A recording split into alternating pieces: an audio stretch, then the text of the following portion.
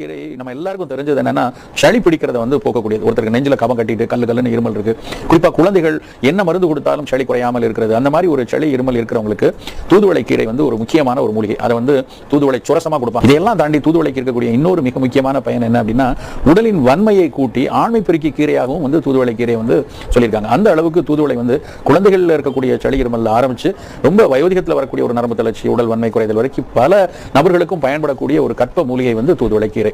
இந்த தூதுவளை கீரையினுடைய குடும்பமே, அது கீரை அதனுடைய இனத்தைச் சேர்ந்த அந்த குடும்பத்தில் உள்ள பல்வேறு தாவரங்களுமே வந்து ஒரு சாதாரண ஒரு உணவு கீரைகளாக மட்டும் இல்லாம, ஒரு உணவு பயிர்களாக மட்டும் இல்லாம ஒரு மருத்துவ குணமுள்ள மூலிகைகளா இருக்கிறது வந்து ரொம்ப ஒரு தனிச்சிறப்பான விஷயம்.